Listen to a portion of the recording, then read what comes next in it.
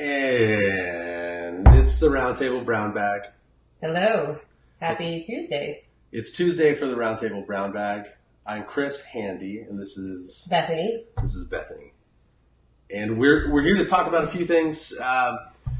Every so often, we wanted to put together this lunch and learn, so we can just talk about what's on your mind, what's going on in the community, what are we thinking about as far as how Drift is going, how's the product progressing, and what is everyone thinking about as far as challenges, things we're trying to accomplish in the platform.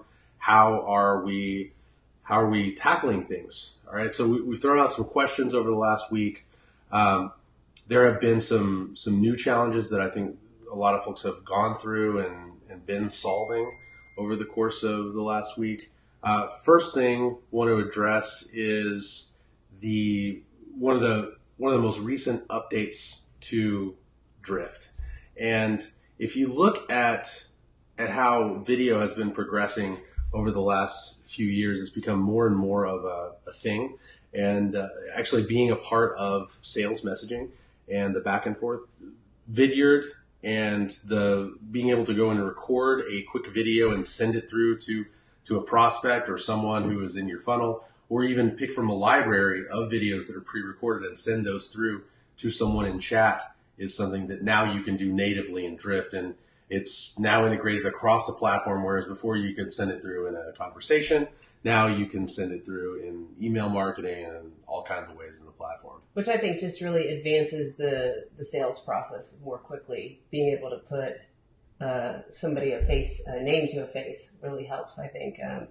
Make you seem human and really relatable. And, we use Zoom for all of our meetings. We've pretty much gone away from just calls just because there is that extra element of getting to know somebody.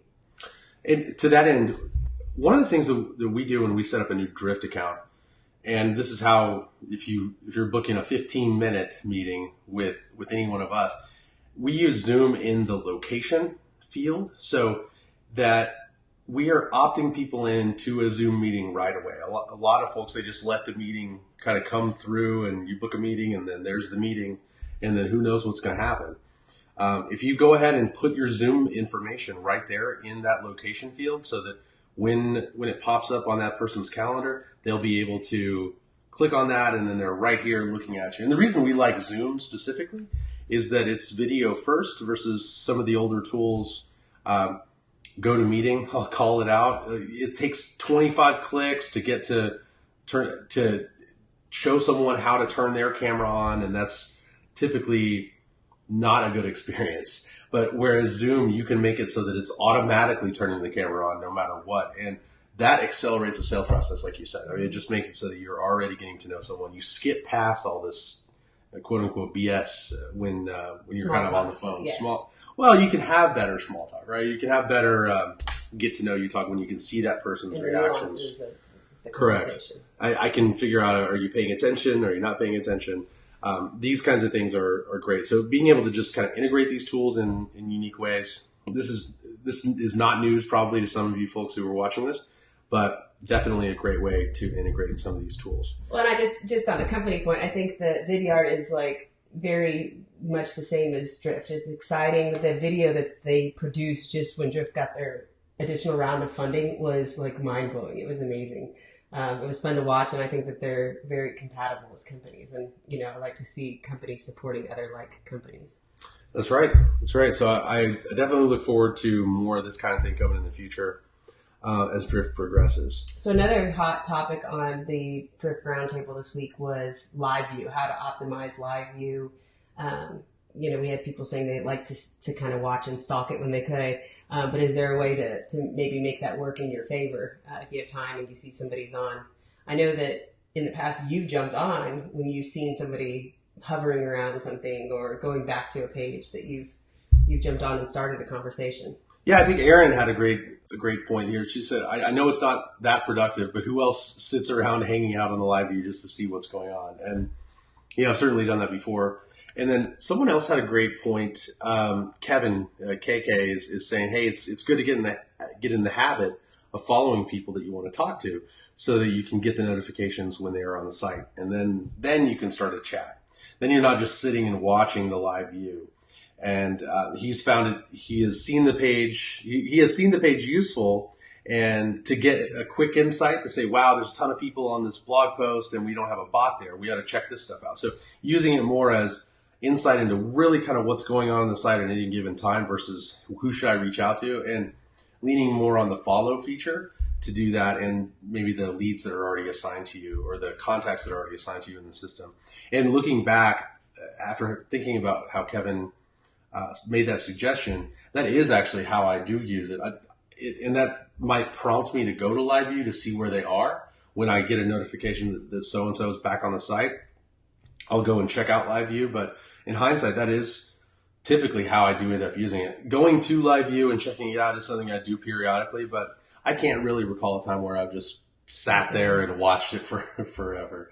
Because it would be maybe something fun if you had 3 or 4 screens just to throw up there.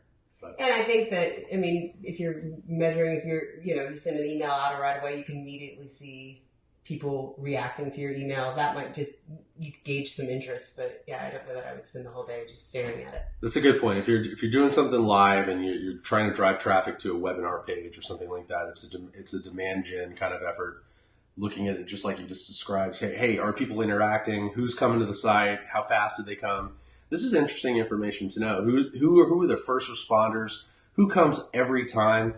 This is more qualitative information, even though that you're going to have some of that click and time-based information. You're not really going to know who is the fastest to respond to every email we click on that may not yet be a customer, unless you're just kind of checking it out. So that's a great use case. Just seeing how can we use it when we're trying to do something live. I think another hot topic was the profile. How can you use your own Drift profile? How do people use their own Drift profile? How do they get adoption within organizations, their own organization, to use it, maybe in the signature line or in other use cases? Yeah, we threw out this question this morning, and basically it all comes down to putting that in the signature and putting it in your email signature. Your Drift profile is something that you can send out to anyone. I've got it actually in an app on my phone that I've got a third keyboard on my phone. There's a lot of these apps. I'll dig up what the keyboard is. I can't remember what it is, but it allows me to select bits of text that I can just easily drop into any sort of conversation, anything, anywhere in the iPhone. So I can drop it in an email or wherever, and I can quickly share that with someone. So I do use it in that way. In my email signature, I actually have 2 different versions of it. I've got one where it says, send me an instant message. And then I've got another one that says, schedule a meeting with me. They both go to the same page, but the schedule a meeting with me invokes the bot that schedules so that they get that immediately when they come there. So I've used it that way. I think to Remington's point too, a lot of it is learning it versus being told to do it, because once you get in there and see how much it kind of takes off your plate, and then you start thinking, when can I use this? I want to optimize my time the best that I can, and you try to find ways to strategically use it more and more. I mean, we've done several iterations of our website and added calls to actions that take to our profile pages and things like that, just because it has been such a great tool for us, and we're looking for ways to use it that'll save us time and reduce friction on our own site.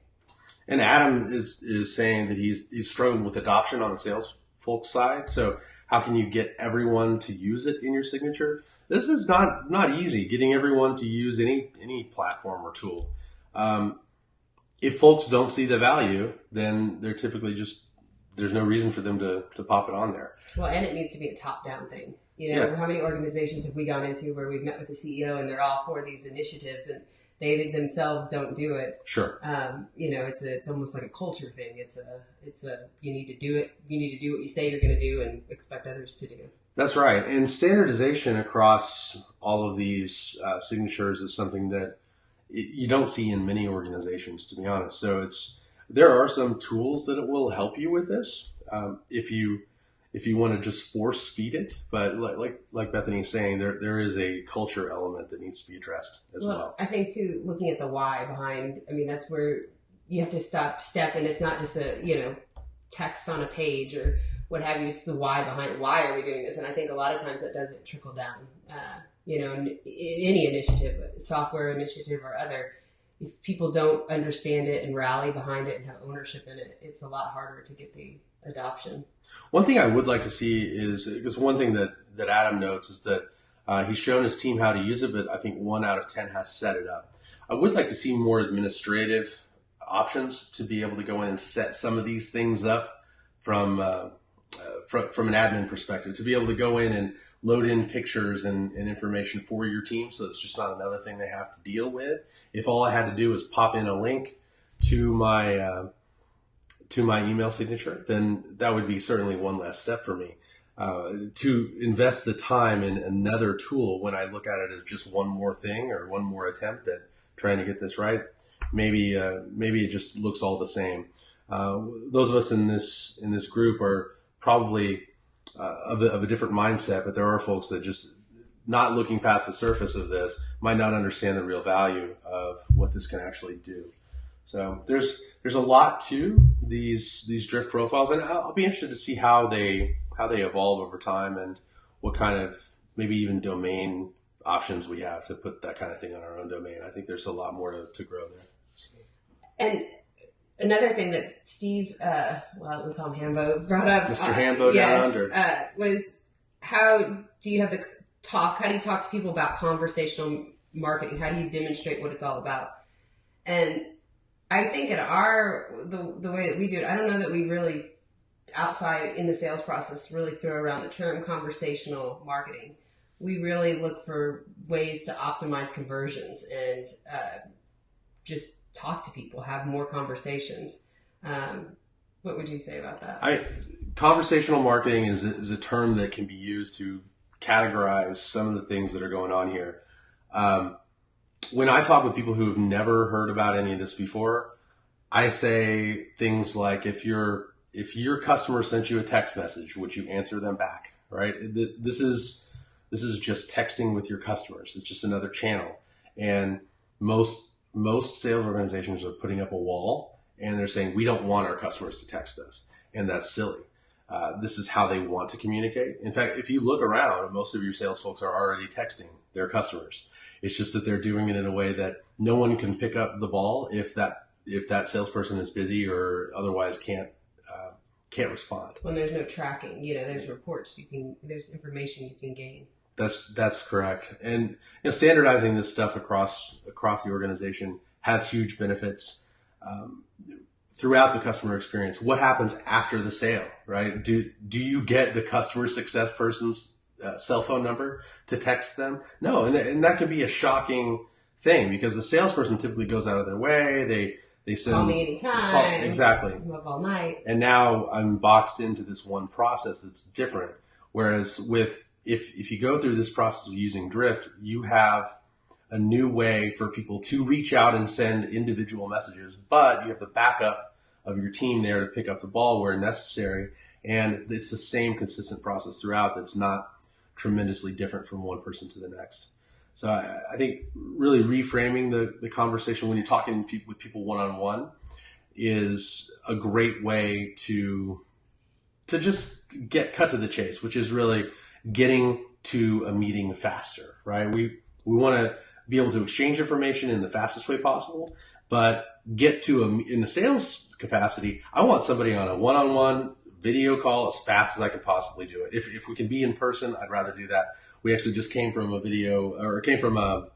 one-on-one physical sales meeting, which is rare these days, but we were actually, that's why we're here together. We actually walked to this place and walked in, and we were right there on site. And when you can get as close as that, it's far better. So it's as close as I can possibly get in that sales conversation. I want to reduce the time to that. That's what conversational marketing is all about. Well, I think the beauty of Drift in conversational marketing is that they can disqualify themselves. You can set up routing to allow people to realize this isn't a good fit or this is a good fit. And, I think that's one of the problems people see with live messaging is that they're going to turn it on and the floodgates are going to open and all their people's time is going to be spent online. And it's not that way. That's the beauty of starting conversations, allowing people to ask quick questions. You're not wasting 15 minutes on somebody's calendar. You're allowing them to get the information before taking that next step. So I think it fits in beautifully. Especially when it's an organization that may be less transparent with pricing or less transparent with features and maybe more of a mystery box kind of product. You can afford to offer up more information through a bot or through something along those lines when you allow people to engage and have more self-service. You can offer the self-service without showing all your cards and still get some information back. And it's a nice exchange when you can allow people to engage the way they want to engage. So this is just a quick brown bag lunch. We want to just give you some quick bites and then hop off. So if you like this, then let us know. If you want to hop on with more questions for the next time we do this, let us know. And without further ado, have an awesome week. Yeah.